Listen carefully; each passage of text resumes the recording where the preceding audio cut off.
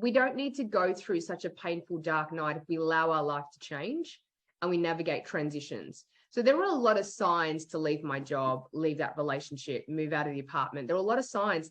My life had become very stale.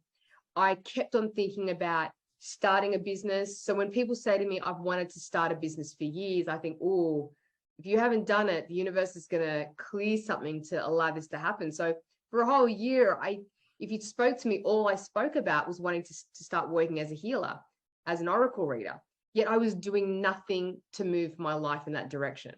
So when you do that, the universe does help you. It doesn't have to be difficult if we make changes in alignment with our intuition. And our intuition isn't something hard to access. Our intuition is actually very easy to access. It's listening to it and acting on it that's very hard. Welcome back to the Empowered Woman, Badass, and Unfiltered podcast. Your host, Olivia here. And today I have the Sheila V. I don't get to have psychic mediums on very often. And today I do. So I'm honored to have her here as a guest. She is also the author of Brave, Courageously Live Your Truth. And that's exactly what we're going to be talking about today. Living the life that you were called to live for yourself, not what society's telling you to do. She was a successful finance director before her spiritual awakening changed the course of her life. And I don't know if you've gone through a spiritual awakening, but I'm going to be honest, they're not fun. Mine wasn't, but there's breakthrough after it. I think that people talk so much about the breakthrough after a spiritual awakening, and I'm like, okay, yeah, but you leave out the major part of it, like the breakdown. Okay. Anyway, but she knows what it's like to be the outlier in the corporate world. So if you feel like, you don't fit in where you're at and you're just dying on the inside, the breakdown during your spiritual awakening is going to be so much better than staying stuck forever. And that's exactly what we're going to be talking about. So thank you so much for joining me, guys. Her website is linked in the show notes below. If you're watching this on YouTube, it is the description below. So yeah, Sheila, thank you so much for being here. Thank you, Olivia, for having me. It's exciting to reach your audience and empowered women. I love that statement, empowered women. Yeah. I like to share the stories from women all over the world. I think you are my second or third guest from Australia. Wow. Yeah. Okay. I'm very flattered. I've had people from South Africa, Denmark. Oh wow. A lot of different places. I've done over 100 episodes. So that's crazy. That's really impressive. And probably not many corporate finance directors come psychic mediums before. No, I only have had like 2 other mediums on before. So yeah, we hide away. You know what? I'm one of those people that it's like, for a long time I was looking for my guest. And now it's at the point that I don't look for guests anymore. So I just take what comes to me that I feel like aligns with what my audience would like and, what would benefit my listeners, the most. And, just, I love putting other women on platforms and showcasing different things because our world is supposed to be collaborative. But anyway, enough about me.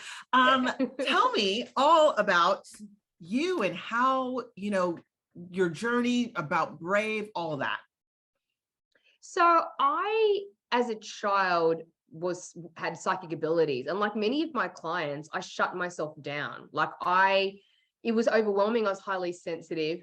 And I remember at the age of 12, feeling like I was connected to something bigger than myself. I was one of these old souls that always asked, why are we here? What's the meaning of life? But I shut myself down, like a lot of women, of that generation, where it's like, well, where's your career? What are you doing with your life? And I did very well academically in school. I ended up getting a scholarship to university to become a chartered accountant. I ended up, working in the big banks. I did an MBA with distinction. I've made it to finance director at a big publishing house called Simon & Schuster in Australia, and a great organization to work for. But inside, I knew that I have these abilities and I'm not using them, right? And I found, for me, because I was denying this part of myself, the universe was like, no, you've got to honor yourself. Your dharma is here to honor yourself, is to become who you're meant to. So I find, and when I coach and mentor a lot of clients, I find when we don't honor our path, the universe clears the path so you do honor it. And that can be a very uncomfortable ride. And I find that is the dark night. That's when we lose our jobs, our houses burn down, our partners leave us or we leave them. That's when big clearings happen. And for me, I lost my job. I broke my toe, my apartment flooded, and my partner at that time broke up with me. All in 6 weeks. It was a big clearing. And it was the beginning of me running. I started my business. This was 8 years ago as a medium. And for anyone out there, you know, I was really uncomfortable with my psychic abilities. It was really not something I wanted to have because it didn't fit in the box. Like I was a finance director. I was, you know, people, you know, are skeptical or didn't understand it. And for me, I've had to become empowered in this journey. You know, I've had to that's why I wrote my book, Brave. I've had to get brave and live my truth, because if I didn't, who was going to? And I think it's so important for so many of us to actually just live our truth. And the thing is, you've got to find that. You have to find it. And I think that's a part of the spiritual awakening process, like the clearing, the dark night, that part, like, because if you keep ignoring, I kind of jumped in, and then I don't think there's any avoiding it. Like there, at least, I don't know, maybe, you know, you probably have these conversations more, because when I was going through it, I could hardly find anybody talking about what I was going through. Yeah, 100%. Look, can you avoid it? I think it's not so much avoiding it. I think we don't need to go through such a painful dark night if we allow our life to change and we navigate transitions. So there were a lot of signs to leave my job, leave that relationship, move out of the apartment. There were a lot of signs. My life had become very stale. I kept on thinking about starting a business. So when people say to me, I've wanted to start a business for years, I think, oh, if you haven't done it, the universe is going to clear something to allow this to happen. So for a whole year, if you spoke to me, all I spoke about was wanting to start working as a healer, as an oracle reader. Yet I was doing nothing to move my life in that direction. So when you do that, the universe does help you. It doesn't have to be difficult if we make changes in alignment with our intuition. You know, and our intuition isn't something hard to access. Our intuition is actually very easy to access. It's listening to it and acting on it that's very hard. I feel very connected in certain areas. Like, for instance, my brother got in an accident. This was about a year ago.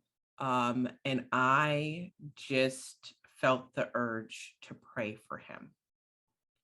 He lives in South Carolina. Okay, he lives about 1,000 miles away. Let's just say that. And it was around the same time that he got into this accident that I felt the urge to just pray for him. Right. Okay. And there's other things in my life too that I'll feel the urge to like reach out to some people. I'm like, you know, you're on my mind. I'm just thinking about you, you know. And for a long time, like I would ignore that. I was really good at like sensing other people's energies and stuff like that.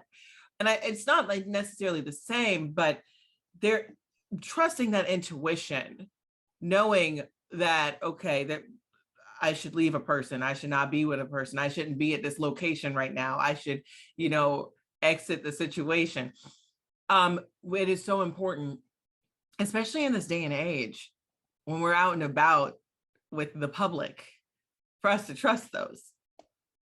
I think, you know, trust, the reason why we struggle with trusting our intuition is because we're going to have to give something up. And you might have to give up your pride or looking good, or you might have committed to having your day look a certain way, or you've made promises and commitments that might need to be broken. and we're kind of uncomfortable. I think a lot of women especially aren't comfortable with putting in place boundaries, because when you follow your intuition and boundaries are highly linked, because intuition's always going to honor your higher self, you know. And I teach in my awakening program about connecting to your spirit guides. One of the hallmarks in the awakening process is knowing there are spirit guides around you and that they are communicating with you. And the awakening process tends to come about when you've lifted your vibration high enough that they can start communicating with you. They've always been there since you were born. You've had guides around you. Some people call them guardian angels. People sight or have experiences in a crisis. The thing that they're always there. You don't have to wait for a crisis. But with what I found with myself and my clients is I started to clean my life out, clean limiting beliefs, clean my diet, so my vibration lifts, and then the guides can start coming through and communicating. That's one of the hallmarks. And then as you go on the path, is going, well, who are the guides? How are they working with me? Can I feel their energy around? And the guides are the intermediary between you and your higher self, and higher self is God consciousness, is high consciousness. So until you're actually able to connect completely with the higher self, it's hard to initially, because there's so many limiting beliefs. That the guides come in and help you. Have you had that experience? Have you kind of had experiences with your guides? Do you know who your guides are?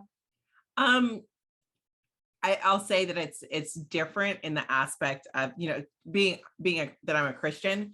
So, yeah. But I will tell you, my relationship with God has never been stronger. Yeah, beautiful. Because during my dark night of the soul, you know, during my spiritual awakening, it was insane. It was insane. I was dealing with like childhood trauma one day. And this was actually when I recorded a podcast with another medium, but she connects people to the disincarnate.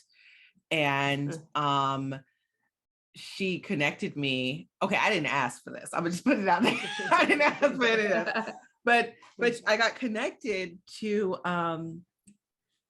not connected. She told me that my grandmothers were there. Right. Now, this was a day that I call these test days. These are days where it's like, are you really who you say you are? Like you've got so much coming against you, but you've got to show up as your best self. You know, it was kind of one of those days. And you're just pushing past like the like negative self-talk, the resistance, all that stuff. And I had literally just the night before just cried for like 2 hours straight from childhood trauma that I was facing. Right. So wow. She was the third interview of the day. I was in for the home clear. That's like divine timing, isn't it? Divinity. Okay. Yeah. All right. So I'm sitting there. And she tells me this is after we got done recording. Oh, your grandmothers were there. What? Oh, okay. I was like, I don't state that anybody else's truth or reality is wrong if I have different beliefs. I do not, I'm not that person. I do not. And what I noticed from what she told me was that I was triggered and there was more work for me to do. And I had somebody else to forgive. And so it was just, the divine timing. Like, it's just like, oh, and here's another one. And it's like, I had started a sobriety journey at this time too, you know, like, so I'm just like, it's just like thing after thing after thing that was happening. And it was just like fighting with God and getting, but just forcing myself over and over again to even when I was upset, to go get in my Bible and get in, you know, submit to what was going on and like, you know, just trust, change my perspective, ask God to change my perspective, those types of things. And that's, you know, connecting, you know, your faith is so impressive. You know, I've studied different faiths. I did the Buddhist thing, and then Krishna and Hindu and the Christ conscious connection to Christ consciousness. These are all connecting us to just the unity of consciousness, you know, the one. And on the spiritual path, I do believe we're tested to take us closer to God. And in those moments, we find faith. Mm-hmm. And when we find faith with God, we find faith in our own life, our path. Mm-hmm. Because on a practical level, on a very practical level, when we're out of prayer, we have to get on with our day. Mm-hmm. And can life be a moving prayer? Can it be a moving devotion? So that's what, after you've survived your dark night, you end up reborn on some level, you'd say, with deeper faith and with faith for ourselves. Like that's the empowered woman, is a woman that tends to have faith. Oh, yeah. And I mean, just in general, like everybody has I think that words separate us so much. And there's certain things that really align with certain people. You know what I mean? Yeah. And I was born a Buddhist. My dad was an atheist. My mom was Buddhist, but she had originally been Catholic, and my grandparents were Jehovah's Witnesses. So it started out with me being a little more open-minded, right? I'm a little more open-minded than most people. So, yeah, but even then, it's like, even though I had quit my job in October, I had chosen to do some things. There was no avoiding the random, oh, okay, so now that you're not overly busy, now you got to deal with this. I think it hits at some point. If people, I think some people, maybe they never have a spiritual awakening. I don't know. But when you do, I think I don't know if they call it an awakening, but if we really help the listener here unpack the definition of an awakening. This is how I think an awakening works. It's the dissolving of the ego, and it's dissolving of the structures that the ego have created to keep one safe. And how does this look on a practical level? For me, it was a real attachment to my job title and my salary and my status, right? It's a real attachment to, for some women, it's their marriage. Like they can't get divorced because I don't, my cultural society, I don't want to be a single woman in my 40s or 50s. So there's a real the ego is attached to looking good when really we're being inauthentic to ourselves. So an awakening is the dissolving of the ego, dissolving, taking you back to just source and some truth around your life and how you're meant to live it. And so we have to awake to that. And if we're not living a life that's awake, well, inevitably an awakening will happen. If you're leaving and staying and working on yourself, then you tend not to need the awakening. The awakening isn't, I think, something that we have to go through. It's if you need it. And I think a lot of people do, truthfully. It's not a bad thing. It's actually a stunning catalyst, a stunning way to grow. It just feels very difficult and painful without support. That's why in my book, Brave, there's a whole chapter dedicated to soul tribes. So if you're going through an awakening, find a tribe. And the tribe could be this podcast.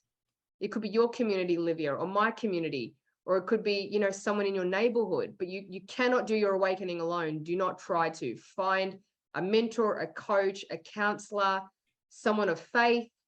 Do it with support. I love that. I love that, having that extra support. Yeah, it's, I feel like there were areas that I could have used more support in them, and then I just got through them by myself. But I was open and honest with people with what was going on in my life. I'm pretty sure my husband thought I was crazy. He's like, "You're always going through something." Your soul's up for a bit more growth in this lifetime than others are. I feel like I'm always going through something, and I think as women on our spiritual empowered path, it's really worth considering who you take on as a partner. I've got the most conscious partner. We're getting married in November, and I really waited to find someone. Where I waited to find someone that was going to support me in my growth. We're a team. We support each other in our personal, individual growth, because you're here to grow on your own, really. Yeah. Your growth is on your own. But the person you're with, there have to be someone that really supports your ascension, your expansion, your acceleration. And if they are not showing up to support you, then I think that is one of the first ways a lot of women question their relationship. Not because they're out of love, it's because they're growing, and it's like, can you support me in my growth? And I think that doesn't mean you leave your partner, but it is a conversation. And if you put your head in the sand, and I've done this before, I'm like, okay, I can outgrow, I can keep on moving, but it feels like this drag. It feels like someone's holding, tugging on your dress and holding you back. And that's when I felt like my heart was breaking for myself. That's what heartbreak is. I was like, I'm depriving myself of my growth in this lifetime. And so I think I've got a beautiful man, Tyson, and I'm so grateful for who he is for me in my growth. I'm so happy for you. I will say, I give my husband a hard time. All right. He's very supportive. let me just clarify that really quick. He's very supportive. And when he did say this, I was like yelling at him for I was being ridiculous. Okay. So it was an argument when he's like, you're always going through something. But it is so important, because if he was not supportive, it would just make it harder. When you're with a person, your trajectory in your life is kind of limited by the person you're connected to. Yes. You can do all you want to do, but if they're constantly tearing you down, you're not going to progress at the same level that you would if you had somebody cheering you on. Yeah, absolutely. You need a cheerleader. I like how you describe that, Olivia. You need your cheerleader, and it's messy.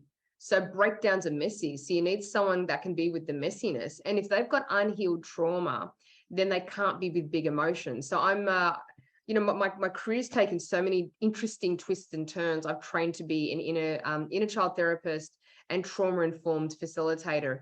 I've had trauma in my childhood too. And unpacking my trauma was such an important part of my growth. And with trauma, one of the biggest things I've learned is we can't be with big emotions as an adult because they're unresolved from childhood. So anything that makes us feel uncomfortable or brings on sadness or anger or any way we're triggered, it ends up being amplified like an overreaction, because there's a reaction when we're children that's not dealt with. And so if either of you have got unhealed trauma and one of you's gone through a spiritual awakening, it's gonna show cracks in the relationship or within ourselves. So it doesn't mean the relationship has to end, but it does mean it's time to get some coaching and mentoring and do some inner work individually so that the relationship can flourish. That's what I'm writing about in my next book. It's really, this book, I call it Brave. And it's interesting because I don't talk about the spiritual path. I call it the courageous path, because I personally believe it takes courage to accept your spiritual path. And so this book's about awakening, and my next book is going to be about how to stay awake. Because once you're awake, you got to stay awake, and staying awake isn't easy. Yeah, because it's so easy to fall right back in to societal norms.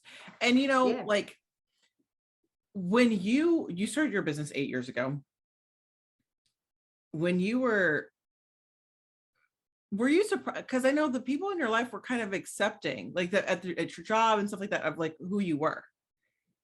I wouldn't call them I think they accepted it when I did. Initially, everyone was a bit weirded out, but the people that love me stuck there.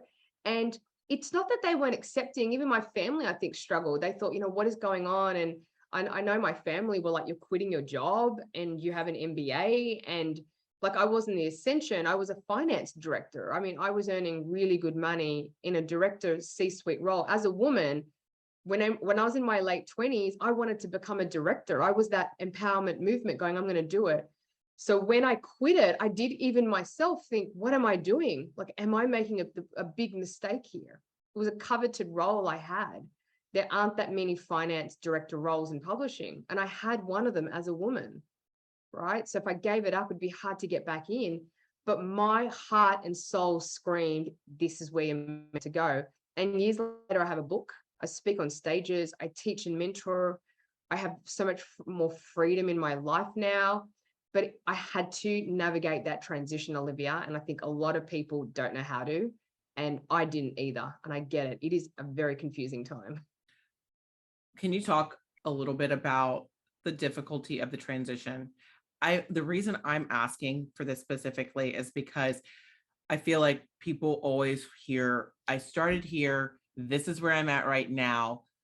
it was hard, but I'm stubborn. All right.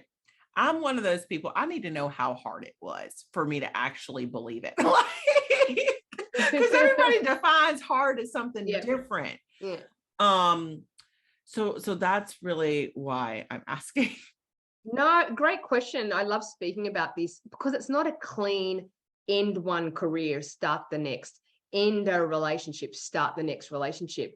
You've got to morph and become who you need to become. So I literally was a psychic medium reader for 4 years, part-time, while I had my corporate job. I was an executive. I would have board meetings, do strategy reports. I flew to New York a few times to meet, the CEO there. I had a job that had responsibility and it had accountability. Wasn't a lot of room for mistakes. Yet I love doing psychic medium readings. So I did them after hours during the week. I read on the weekend at a crystal shop. I did psychic fairs. Every spare dollar I earned, I spent on workshops and mentors and coaches. I read every book you could find. So my heart was split between two things. And I encourage your listeners to understand, let that happen. Let your heart be split. We're meant to be many things. We're not meant to choose. And so in my book, there's a chapter when I write about in the same week that I found out I was offered the CFO role at Simon & Schuster, I was offered to go on Australian television, psychic TV, and do live readings on Australian television. I had 2 offers in the 1 week, and I was panicked. I thought, how do I choose? I want to be a reader. I want to go down this path, be a spiritual teacher. And this role I've wanted for so long, it's finally offered to me. And I realized I didn't have to choose. I could do both. So I did both. I was 2 things. And I think a lot of women think I can't be this because I'm a mum, or I can't be this because my husband may not approve. I'm like, yes, you can. Be the empowered woman. It's a process of discovering who you are by doing it all. So your life is going to look interesting. It's going to look very unconventional. You're going to say, I'm a doctor and I sing in an orchestra on the weekend. I'm a dancer and I'm studying engineering and law. Like, it's going to be many things. And then what happens is you're on one career curve. It's on the ascent. You've got to start the second career while you're on the first. So in this lifetime, we generally have 2 to 3 careers. We're living longer. We're accelerating our knowledge and learning, and we're all having awakenings. There's a good chance your second and third career is going to be a career of purpose, giving back. So you've got to start training for that career while your first career is happening. And that's the messiness people can't understand. Yeah. Have I just dispelled it a little bit for you? Yeah, no, I appreciate you saying that. It was, you got me thinking about Dennis Rodman. Do you know who he is? Oh, wow. Yeah. Okay. Just Cool making guy. sure. Because I know you're an Australian. I don't know how much you like basketball or whatever. But that man, he lived his best life. Like, he's still alive, right? But like, he was winning like NBA championships and wrestling. And then I watched this Netflix documentary the other day about this one guy, Jim will fix it. This guy or whatever, he's British. It's like he molested all these people. Anyway, not that good. But when he got to meet Dennis Rodman, was in one of the shots because he got to meet him. Like, I'm like, this dude literally, like, I think it's underrated. Like, he was a good basketball player, but he also he did what he wanted to do. He wore his hair. He dressed his own way. He had green hair. He wore makeup. He played basketball. He was him. He was actually very inspiring to a lot of men, people that were coming out, with their sexuality, trying to understand. It's, women, if you are owning your path and who you are, you got to speak up. That's why I speak on stages now, and I wrote this book. It's like there aren't really any books about people in the corporate world having an awakening and just going forward with the awakening and making sense of it. Right. And I wrote this book 2 years before lockdown, COVID. I wrote, and I was like, I don't know who I'm writing for. I was freaking out that like literally no one would read it. And, it sold like 6,000 copies already in Australia. It got translated into French. So there's a French edition. I don't know a single word, but it's French. So 60 million people in French. I got some French women on Instagram that messaged me. I wrote it because I wished I had this book. So if you're out there wanting to launch your podcast, you're wanting to write, do it. There is someone out there that needs your message, like the way you do, Olivia. Like you'll find your market. Don't worry about the avatar, and write it from your soul, and God will help you birth it. Truthfully, that's the magic formula, I think. Oh, I love it. I love it. And I think your book, it just sounds great because it does help, especially normalize this stuff, especially for the people in the corporate world. 100%. There's a it's like the woo-woo people. That's what it seems like. They seem like they've never experienced reality sometimes. The way that they write things, it's like, wait a second, I have to go to work. Like, how do I navigate this? And so I'm so happy that you did this. And it's becoming normal. It's becoming like, I was meditating 15 years ago, and I was meditating with a Buddhist community because you couldn't really meditate outside of religion 15 years ago. It wasn't a thing. It was always associated with religion. And now look at the apps and podcasts and resources. So I believe understanding about spirituality, faith, it's going to become more and more normal. Energy, working with energy healers, it's going to become a given in 10 years' time. We're just a little ahead of the curve. We're just kind of those way showers. That's how I see myself, is someone who's like, got to be, I mean, my book is called Brave. I've got to be brave. Like if I wrote a book called Brave, I've got to be a living embodiment of brave. Is that uncomfortable? Yes. But am I up for it? I create a support team around me so I can be. So, being brave, I think, is one of the most beautiful virtues. Maya Angelou said, she said it's the virtue out of all the virtues to have. She said, without brave, you can't have any of the other virtues. That struck a chord with me, because without brave, you can't do anything in life. Oh, man. You don't even need intelligence. You don't need looks. You just need courage. Yeah, you really, there's a lot of people that are just not as intelligent as some, and I think that we've been told so much in society about what will make us happy and what will make us feel fulfilled. And only we know that.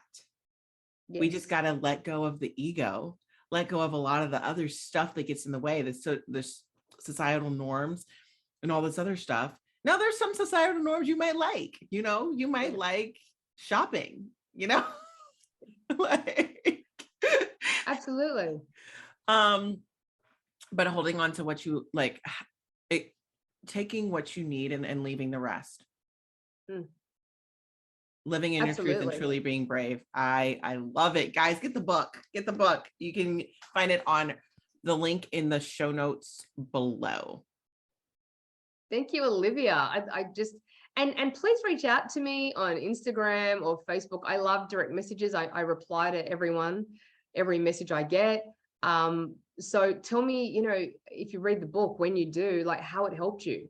At the end of each chapter, I've got journal prompts and questions. I literally take the reader on a journey to help them become courageous in life. That's what I wrote it for. It's a map of how it's a journey, a pathway on how you can become brave. So when you read it, reach out to me and share with me how you became brave. I'd love to hear your stories. That's awesome. Sheila, thank you so much for joining me today. Thank you, Olivia. It's been great to be on. It's been great to have you. Thanks for listening to this episode of the Empowered Woman, Badass and Unfiltered podcast. If you found any value in this, please consider sharing and subscribing. Now go out and be a badass.